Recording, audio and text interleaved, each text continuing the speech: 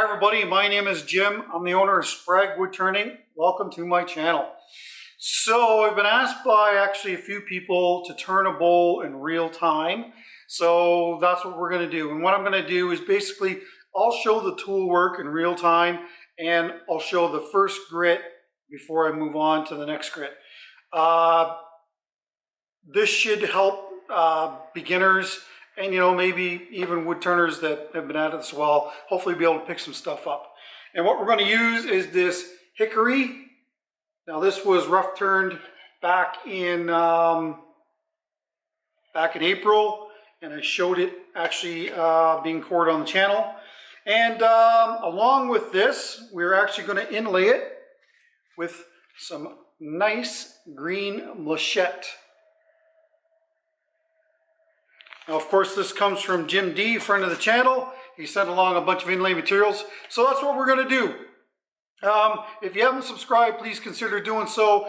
Leave a comment because that's where we're going to pick the 30,000 subscriber giveaway bowl from the comment sections down below in each video. And share it with your friends. I really appreciate it. All right, so let's get this cleaned off and we'll get a glue block on the bottom of this and get to turning. So here I'm just cleaning off the bottom of the bowl, the foot of the bowl where the glue block is going to go. These bowls are twice turned bowls and they have anchor seal on them, which is a wax. So it's important to strip that off before you actually put the hot melt glue on the bottom of the bowl. All right, so I got 3 freshly sharpened gouges ready to go. The only time that I'll actually cut out of here is when I move the camera around to get different shots. Enjoy. 475, 475. All right, I promise I'm not going to talk all through this. This is actually, I think, about 21 minutes of footage of the actual turning. So, when I finish turn, like I said earlier, these are twice turned bowls, and my bowls, when I put them on the shelf to dry, are 10% the thickness of the diameter. So 10 inches in diameter, the bowl is going to be an inch thick. That leaves me a lot of flexibility when I put the glue block on. I don't have to be dead on center when I'm putting that waste block on the bottom of the bowl. I just need to be relatively close, and I can still get a decent size inlay in the rim if that's what I want. And I don't know if you noticed in the opening that this bowl here actually has a big crack in the bottom of it, and so I'm just kind of turning that down to get past that. Again, there's lots of thickness in the base of this bowl, so that's not an issue either. Now I always start on the outside of the bowls.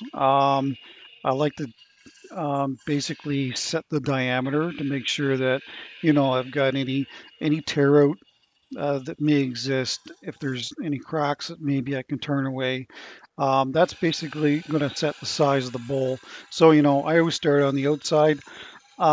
Here, of course, this is a 5/8 bowl gouge by David Ellsworth, and the handle is basically set at 45 degrees to the floor. And this is a relatively safe cut when the bowl is out of balance the way it is. If you actually try and turn the gouge so that the flutes are straight up and then try and do this, you're probably going to get a really bad catch. You can do those cuts after the bowl is in a rounded state, but doing it before that can be risky. So just kind of stick with this kind of shear cut, if you will, until you can get it perfectly round.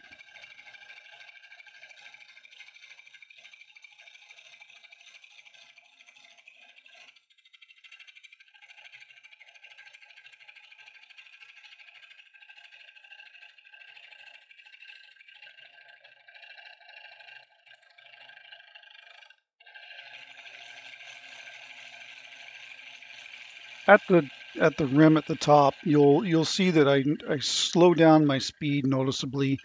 It's not really such a big deal because I still have to flatten the top of this bowl.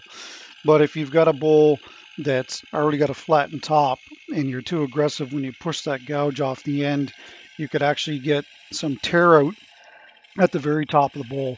So, it's not really that big of a concern here, but you'll see me, I will slow down quite a bit, even though this bowl hasn't got a flat top on it yet.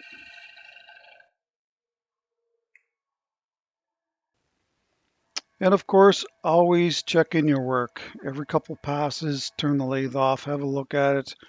Most times you can feel it through the gouge, but a lot of times you can't. You think you've got it, and then there's still like a little bark inclusion that you need to get rid of. I don't know if you heard that or not, but I'm wearing a self-powered respirator, my Air Pro Shield from Trend. Again, my exposure to this is probably going to be more than most, but it's important to protect your lungs, so make sure you invest in a good respirator. I've got a 3 horsepower dust collector, and there's still a ton of dust in the air when turning. So anyway, if you haven't got one, you should invest in one.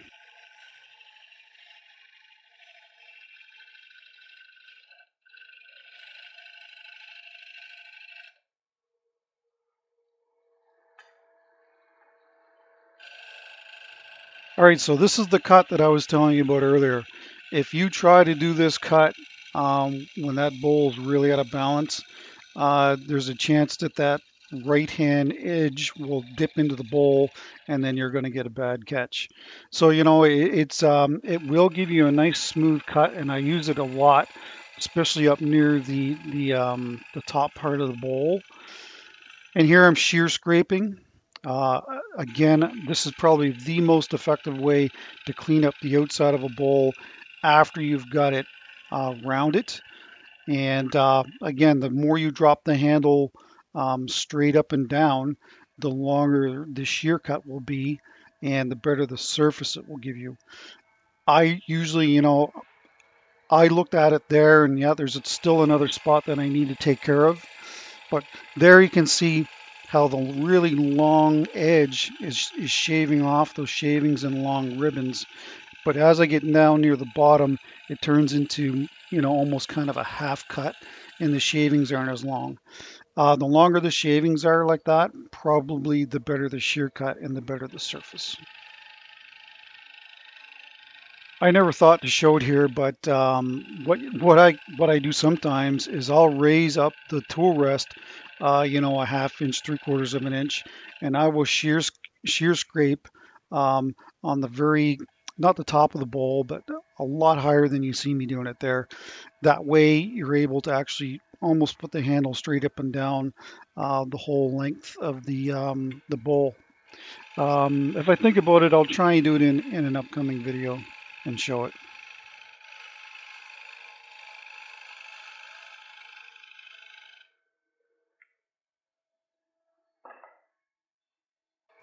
And there's that 45-degree cut again. And you can see what part of the gouge is actually doing the cutting. It's not a whole lot of it, and that's what probably makes it safe, because you're not exposing a big long edge to something where you can get a catch. So my index finger here is controlling the depth of cut. So that's probably the most important thing when you're on the rim like that. Uh, it's going to really control how much wood you're going to be taking off.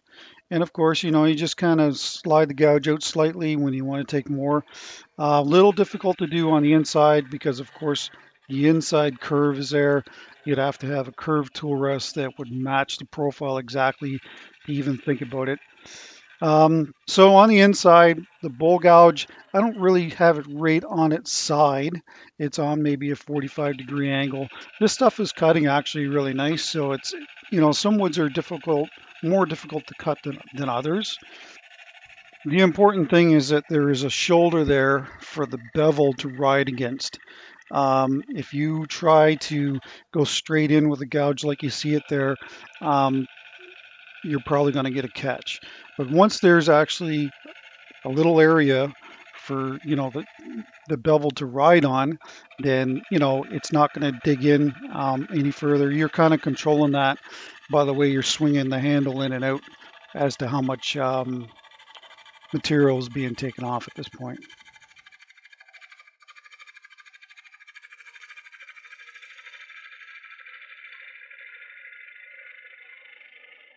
Now you're going to see the difference between a dull gouge and a sharp gouge.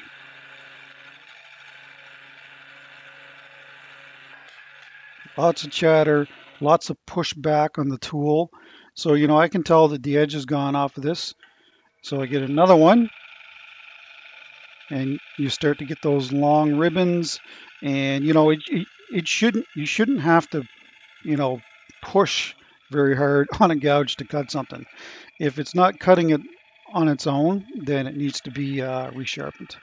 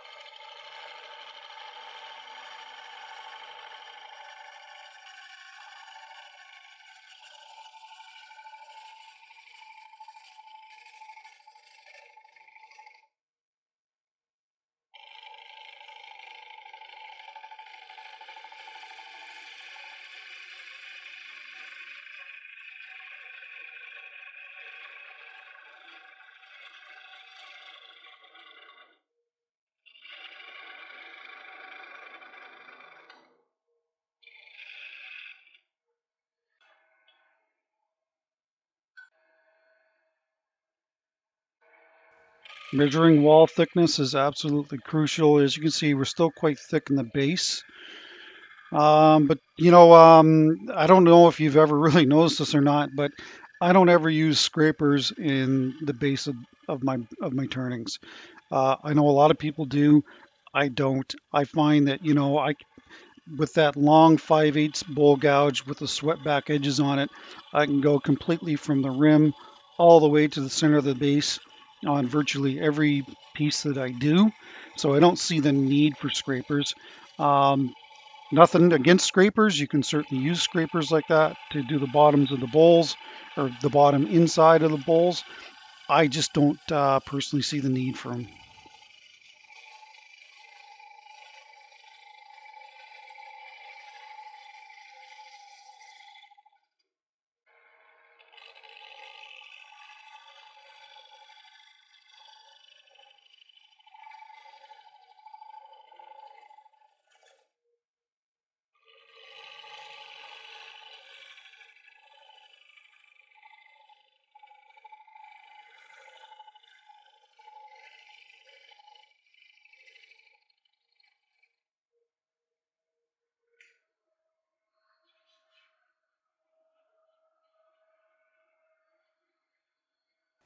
So I'm just doing a final feel for any lumps and bumps and stuff that needs to be areas that need to be taken down.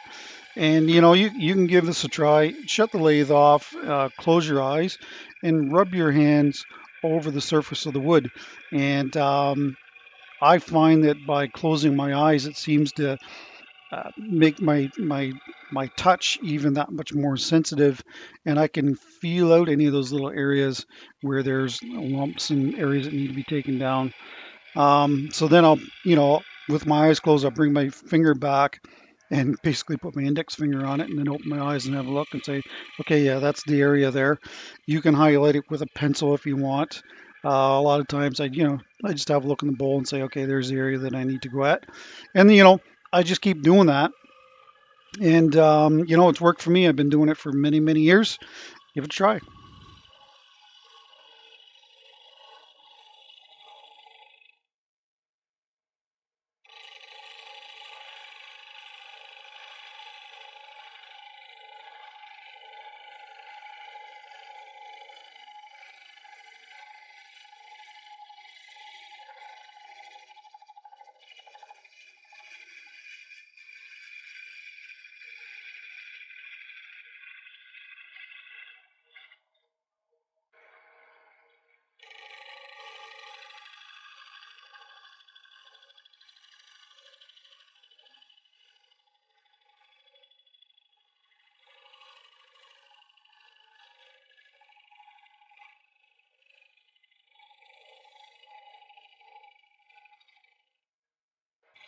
So I don't show this a lot on when I do my videos, and that's because, usually they're too long as it is.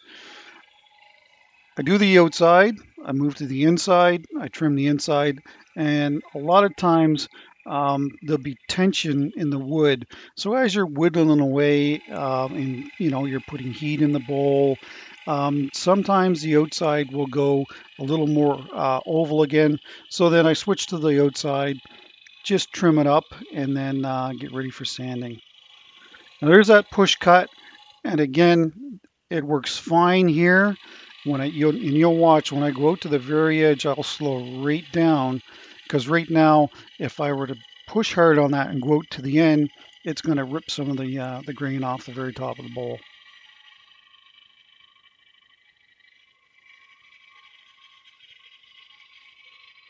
Very, very fine cut. So to trim this bowl completely and get it ready for sanding, it took 14 minutes and 57 seconds.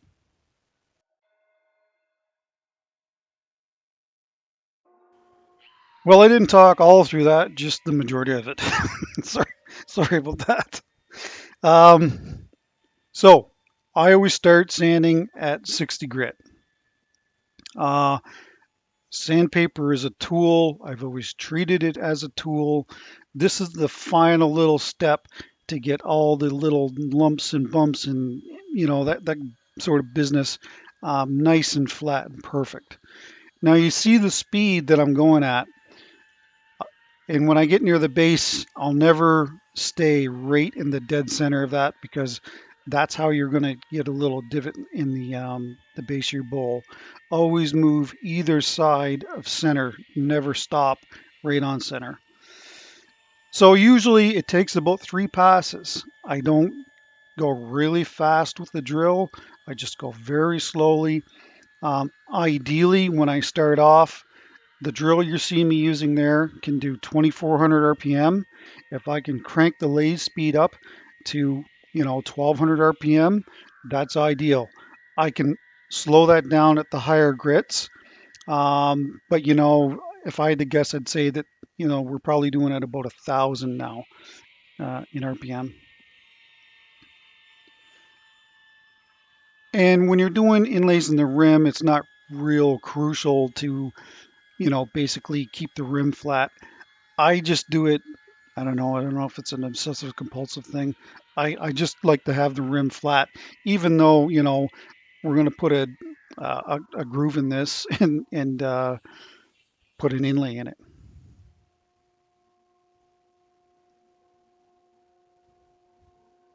So that was 3 passes in and out in Hickory. That of course is very hard, and we're good to go to the next grit. Now I haven't changed my sandpaper. I have the same sandpaper on the drill. When you're sanding on the inside, you're typically only using the edge of that 3.5-inch nipple disc that you see there from sandpaper.ca. When you move to the outside, now you can use the center of that sanding pad or the sanding disc to get the best value out of your sandpaper. Sandpaper is not cheap, so it's best to use it effectively.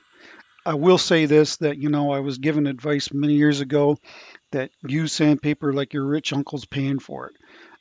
If you try to use sandpaper past its life, all you're going to end up doing is heat checking the bowl, and it's going to cost you money in the long run. Um, by Rarely will I use that same 60 grit piece of paper on another bowl. That goes right in the trash, and then a new one goes on. That boosts production, and it will give you a better cut on the surface. So forward and reverse, I do find that sanding in reverse on the outside is a lot easier to do. You can get right down to the base of the bowl. So my preferred method is to sand in reverse with the drill going forward on the outside. But I switch it back and forth. When I'm working out near the rim, I'll then put the drill in reverse, and that way it cuts cleanly right up to the very edge. So the sandpaper I'm using, of course, comes from sandpaper.ca. They sponsor the channel, and that's no fluke. Before I started my YouTube channel, I've been using sandpaper.ca for many, many years. I contacted them, asked them if they were interested in sponsoring the channel, and they said yeah. And so you get a 10% discount.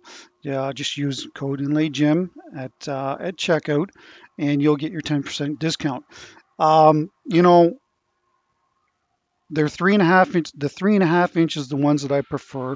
They have other sizes if you wish. That's just kind of my go-to size that I like to use. I like the fact that they're the dimple discs where the dimples wrap around the 3-inch pad. So you can actually use that kind of on its side if you're cleaning out beads and this sort of business. And I've actually showed this before on the channel as well. They make a fantastic product. They do ship to the US. You can get these discs for for $20 Canadian in a 50 pack. So I really highly recommend getting these, and of course the American dollar is so much stronger than ours is that it's worth your while. Um, anyway, it's what I've used and what I've used for many years, and check them out. So while I was talking, I don't know if you noticed it or not, but I switched out the sandpaper. I found that at 60 grit, that should be kicking up a ton of dust. And if it's not kicking up a ton of dust, then that tells me that it was wearing out. So time to replace it. It's that old rich uncle paying for your sandpaper thing. So that took 5 minutes and 35 seconds to sand with 60 grit. Sorry about the dust on the camera, but as you can see, we have a perfectly clean surface, no tear out, and we're ready for 80 grit. All right, so to sand from 80 to 320, it took 10 minutes and 31 seconds. Now what I do is I sand after 60, I check to make sure everything is to my liking. Then I sand to 180, then I shut the lathe off and blow the bowl all out and have a good look at it. That's really kind of, it's not your last chance to get any tear out or anything but like that, but 180 is still kind of a cutting grit. Anything above that is probably a polishing grit. So I have another good look at the bowl. If everything's all tickety-boo, then I just carry on sanding until whatever I want to get to. So I usually only sand to 320, and of course the drill will give you a really good surface. Power sanding, as far as I'm concerned, is the only way to go. Anyway, if you're not power sanding, give it a try. All right, so let's cut the groove in this, and we'll get a coat finish on it.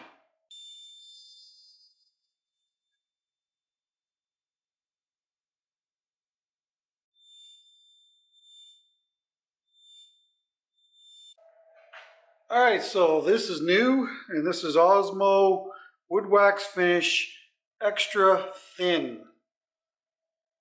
As you can see, I've been playing with it a little bit. Still kind of working it out, but I thought I would show it on this bowl. Now, one of the great things about this finish is that it doesn't yellow things.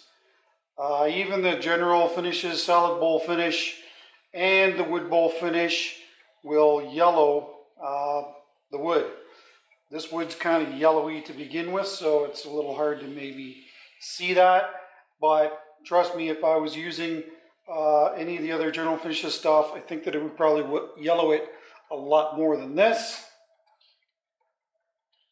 Now it says to apply it, let it sit for 30 minutes, come back and wave off any excess, and then you can reapply. So I'm going to do that.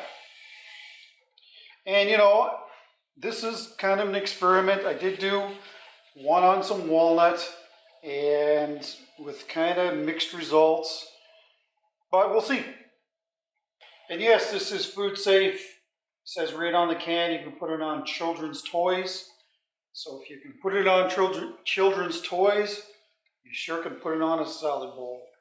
There, I'm gonna let that sit for a half hour, put it in my clean room, and then I'll bring this back for the next step. All right, so for the most part, it is pretty much all absorbed into the wood. So all I'm gonna do is just give it a quick wipe, and then I'm gonna put another coat of finish on, and then I'm gonna leave it overnight anyway.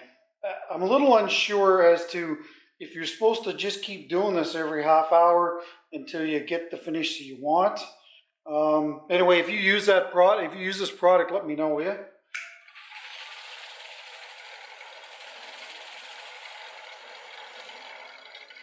I mean, there's literally nothing on the rag. And I get that, you know, this is not, you know, this stuff is probably made for furniture and floors, not made for, you know, your typical wooden bowls. So that's, you know, it should be kind of the same principle, you would think anyway.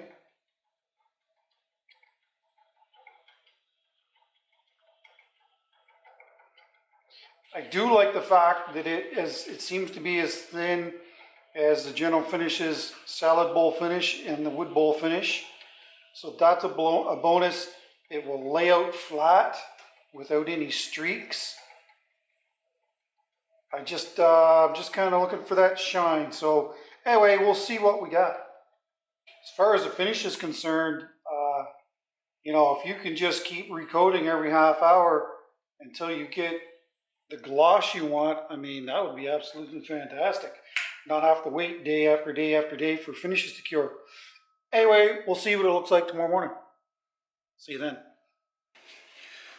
All right, so it's the next day. This is after 2 coats of finish.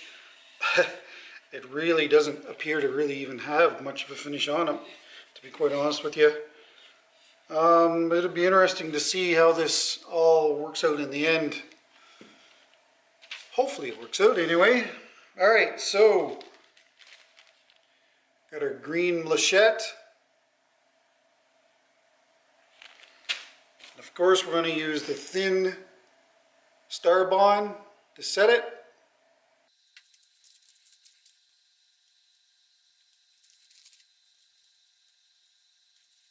Of course, I've got this paper down to collect any material that spills over so we can reuse it.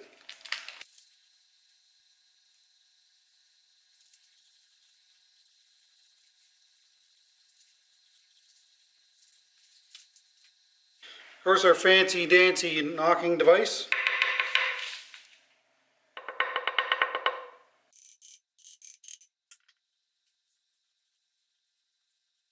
There, that's good. There's a little bit of a trough there for the glue to sit in. All right, let's glue it up.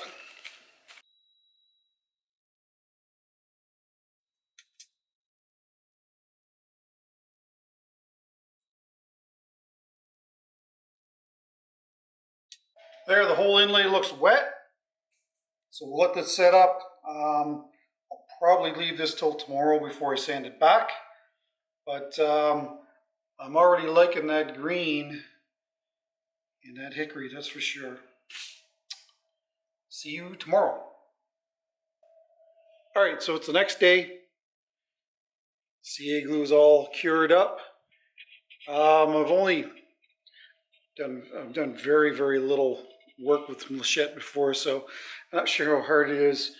I'm going to try the carbide on it, but we may have to just sand it back. So this is the Easy Woods finisher.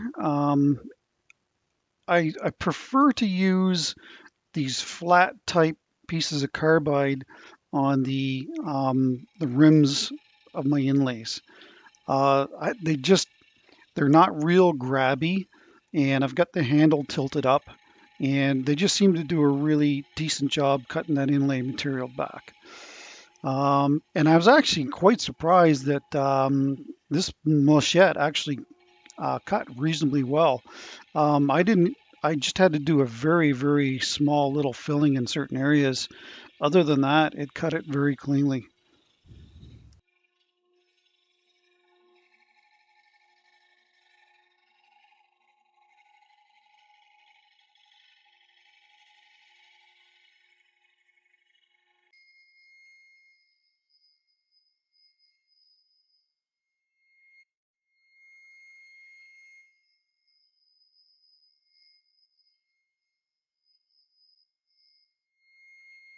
I thought I would show this. So that's a freshly sharpened gouge, and it's not even touching that machette.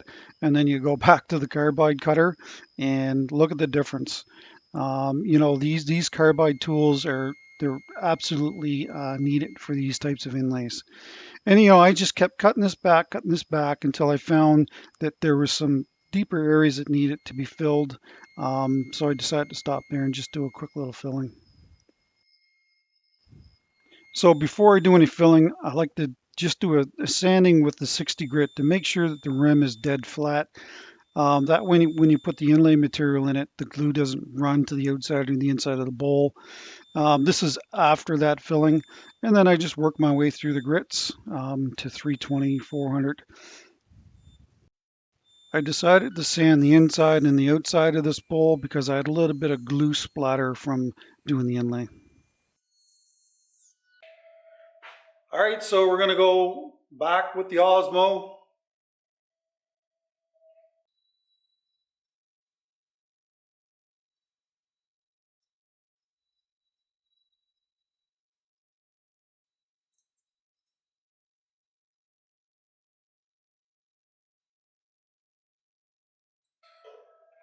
All right, so what I'm gonna do is put this in my clean room for a half hour. I'll bring it back out, wipe it down, put another coat on, and I might just keep doing that in half hour intervals to see if we could build some sort of a film finish here. I don't know if it's going to happen with this product. I guess the great thing about it is it's very thin, so it's penetrated deep into the wood. So, you know, whatever goes over top of this, if a wax goes over top of this, it probably really won't matter as far as protection is concerned, because the Osmo will be in the pores of the wood, preventing it from cracking during washing and that kind of business. All right, so here's an update on the bowl. You know, this is 8 coats. Yes, I said 8. You know, and that's probably a shine that I could live with. But the thing is, this is 3 days after the last coat, and it's still kind of sticky and tacky in areas. So, you know, this, I don't think this finish was ever meant to be used in this way. And of course, that's the Osmo Clear Extra Thin. So I think what I'm going to do is just use maybe some, use the white Scotch Brite pad, the finest grit, and clean this off, and then maybe we'll try some Yorkshire grit and some Hampshire sheen, which I have. So we can try that, see what it looks like. A little disappointed. I was really hoping that we were going to be able to use this as a finish, but it's just not working. I can't, you know, I can't make a bowl and let it sit around for a week to cure. Like, that's not good business sense. I can't do it. All right, so anyway, that's what we're gonna do now.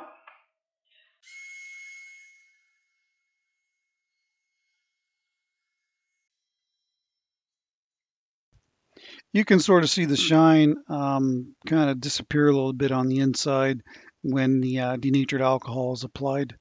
Yorkshire grit, I've used it here and there on the channel, not very often. So, you know, we might be using a lot more of it in the future, trying to sort out basically a new finish. But it did restore the shine to that bowl, that's for sure. It sure is very smooth. There's no doubt about that. I can see tiny little bubbles. I don't know. That must be uncured finish, I'm assuming, coming to the surface here. So we may have to let this sit for yet another day. All right, so I wasn't going to do this today, but you know, after I did the back side of the bowl, there's nothing coming out of here. And you can definitely tell there is a finish on there. That's for sure. And so anyway, this is Hampshire sheen. See, food and toy safe. So we're going to give this a go and see what it does for us. I have done it on another piece, but it didn't really do it for me, I guess we'll say. It looked all right, don't get me wrong, and then I put water on it and the shine kind of went away. So anyway, we're going to try it on this with the Osmo and see how it is.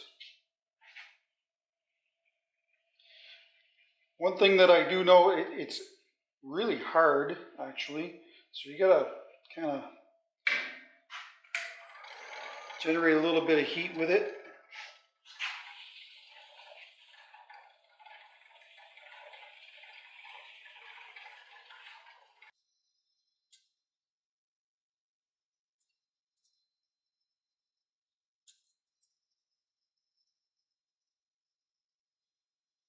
Now it says to put it on and let it sit for a while. Again, apply evenly a light coat of the wax with a soft paper towel. Allow it to dry a little and then buff. My little and somebody else's little is probably different. You know what I mean? I wish the directions were more like dry to the touch or just slightly tacky, you know, whatever. Anyway, then it says to pick up the speed and buff.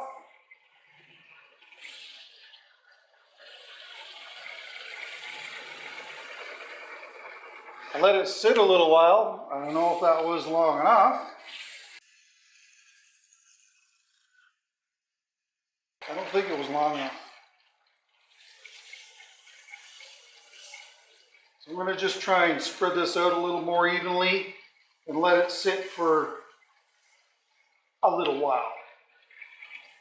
So I've let it sit for 5 minutes. This is the buffing wheel. This is the wax wheel from the Be All buffing system. So instead of using a cloth to burnish this in and give it a shine, I figure I'd use the wax wheel that comes with the Be All buff system, because this has carnauba in it as well, which is what the Be All system is meant to be used for, the carnauba wax that they send with the system. So I'm just going to buff this out and we'll see what it looks like.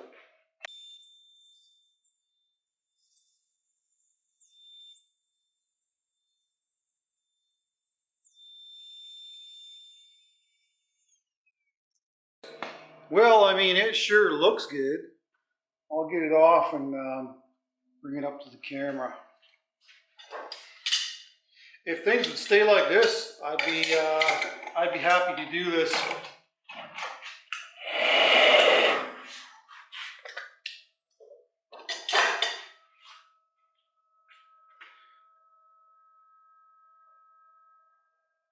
So it's got a nice luster to it, there's no doubt about that. Here's what it is, and I mean, there's Osmo underneath this. You can definitely tell that there's a finish more than, it's not just the Yorkshire grit and then the wax, right? All right, so actually, I'm just gonna let this cool down. Actually, it's kind of cool now. I'm gonna put some water in this, and I'm gonna swish it around and dump it out, and then we'll see if it leaves behind any wetness lines.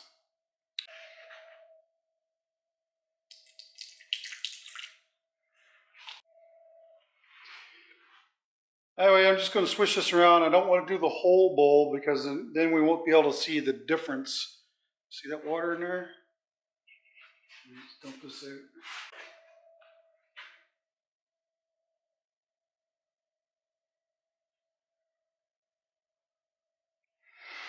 I don't know, it might be all right.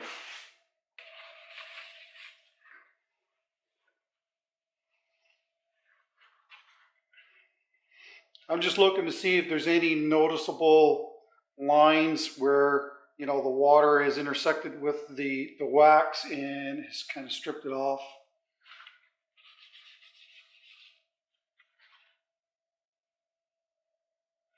You know what, it looks pretty good.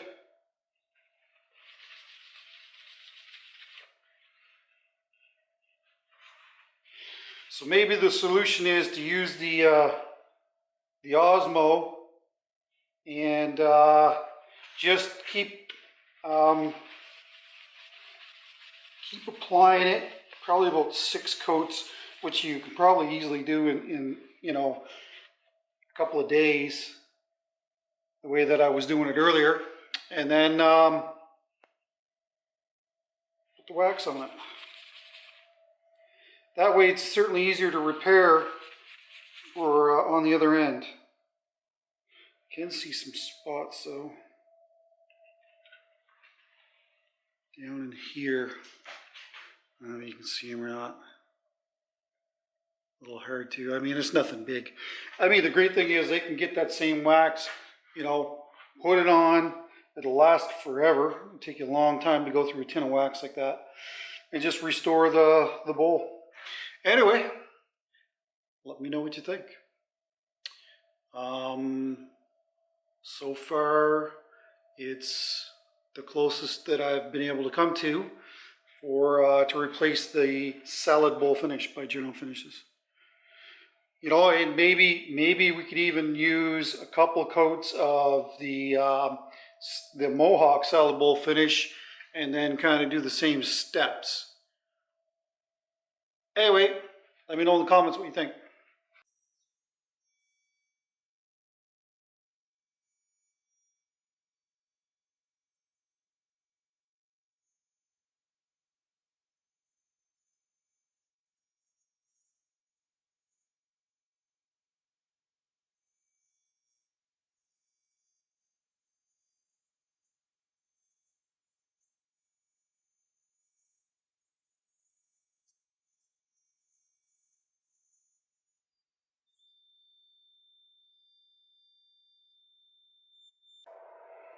All right, let's have a last little chat about our bowl. It ended up being 10 3/4 by 4 1/4, and that green machette is absolutely fantastic.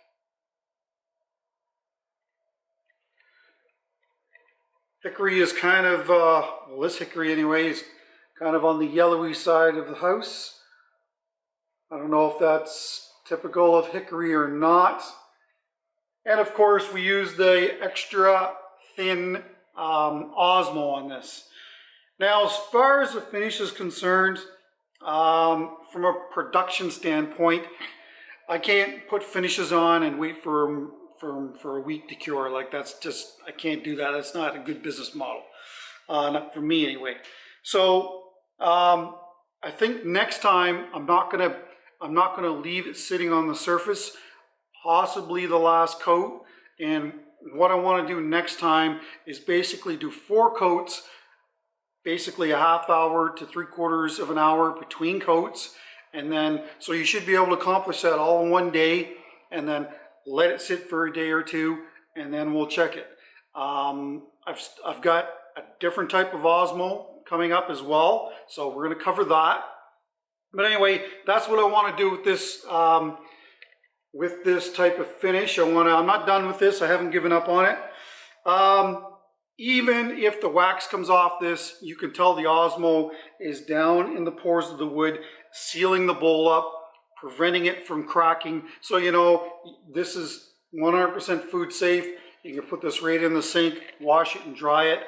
And, you know, if you want it to maintain the wax surface on it, then you can buy some of the hamster sheen, and there you go. I mean, you probably won't get it as shiny, but it certainly will restore the luster of the bowl. But that base protection is there, and that's so important for the bowls that I make, that I have that type of protection so that people can wash them properly, get the organic matter out of your bowls, because it can go rancid, and then, you know, you can get sick. You know, it is kind of ironic because, you know, the finishes that you put on wooden bowls will probably never send you to the hospital. But not washing something properly with soap and water just might. It's kind of, everybody's so worried about the food safe finishes, where, you know, essentially all clear finishes when fully cured are food safe. Everybody's really kind of focused on that, when really the focus should be on cleaning the product and having a finish on here that you can clean the product with and not worry about it, you know, cracking. Anyway, Let me know in the comments down below what you think. Again, this was turned in real time, sanded with 60 grit in real time, and that's hopefully the beginners that are watching and other wood turners, maybe, you know, try some of the techniques that you've seen today. So I'm kind of glad that I did this video. So anyway, again, let me know. Don't forget about our sponsors, sandpaper.ca, Designer Epoxy, Starbond Adhesives, and of course Hunter Tool Systems. All the discount codes are in the description down below, so make sure you check them out. I'm not exactly sure what we're going to do next week. I've got another Osmo project coming, but I don't know if it'll be next week or not. Anyway, come on back for that. Hopefully it'll be a good one. Anyway, anytime my videos get a thumbs up certainly helps with the analytics. Sharing my videos on your social media platforms is 100% awesome as well. And please subscribe. All right, till the next video, take care, stay safe. Don't forget that bell, and we'll see you at the next one.